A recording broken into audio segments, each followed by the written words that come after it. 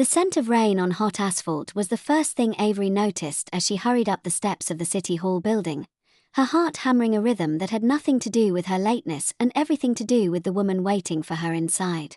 Santana stood by the marble pillar, a vision in a simple ivory linen suit that hugged her curves in a way that made Avery's breath catch. Her dark hair was down, a cascade of curls around her shoulders, and her eyes, the color of rich earth, found Avery's instantly. The anxiety that had been pinching Santana's brow melted away, replaced by a smile so radiant it could power the entire grid. "You're here," Santana breathed, her voice a husky balm to Avery's nerves. "I'd cross 1,000 cities to get to you," Avery replied, her fingers intertwining with Santana's. A little traffic was nothing. Their wedding was a small, sun-drenched affair in the courthouse garden, witnessed by a handful of their chosen family.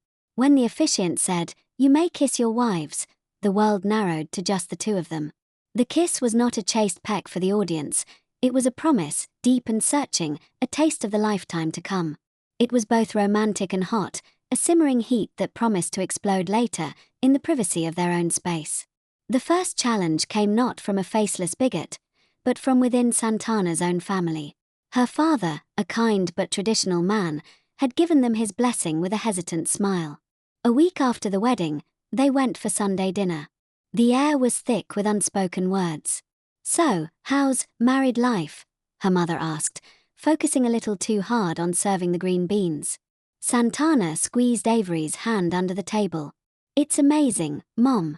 It's just normal. We argue about who left the wet towel on the bed, and who should do the dishes. And we make up," she trailed off, a blush creeping up her neck as she caught Avery's heated gaze. The making up was their favorite part. Her father cleared his throat. "It's just different. Not having a man in the house. For the heavy stuff, you know? Who's going to fix the garbage disposal?" Avery, a mechanical engineer with biceps that could easily handle a wrench, simply smiled. "I fixed it yesterday, sir. Took me 10 minutes. The silence that followed was awkward, but it was a start. It was real. They faced it together, not with anger, but with the quiet, unshakable confidence of their love. Their biggest public test came at the hardware store of all places. They were choosing paint for their bedroom, bickering playfully over seafoam serenity versus stormy grey. "Grey is so depressing, Ave," Santana laughed, poking her side. "It's moody and romantic. We can get satin sheets, the silver ones you like." Avery murmured the last part into her wife's hair, eliciting a shiver. A older man in the next aisle cleared his throat loudly. "Don't you two have a home to go to? Some of us are trying to shop without having that shoved in our faces." The air went cold. Santana felt Avery's body go rigid beside her. This was it. The challenge they'd braced for. But before Avery could form a retort, Santana turned. She didn't snap. She didn't get angry. She simply looked at the man, her expression calm but unwavering. She held up her left hand, where a simple platinum band sat beside her engagement ring. "We're just choosing a color for our bedroom," she said, her voice clear and steady. "In our home, which we own together. As wives. Is there a specific shade you'd recommend?" The man sputtered, red-faced, and shuffled away. Avery stared at her wife, her heart swelling with a ferocious, awe-inspiring love. In that moment, Santana wasn't just her beautiful wife. She was her warrior, her protector. That night, the tension of the day transformed into something else entirely. They painted the bedroom stormy grey. The windows were open, letting in the cool night air, and flecks of paint dotted their arms and faces. "You were incredible today," Avery said, her voice low as she set her brush down. She stepped closer, circling her arms around Santana's waist from behind, pressing a soft kiss to her shoulder blade. "My brave, amazing wife." Santana turned in her embrace, her eyes dark with love and a building desire. "He wanted to make us feel small. He made me feel powerful. Because I have you." The kiss was electric, a conduit for all the pride, defiance, and aching love of the day. It was hungry and possessive.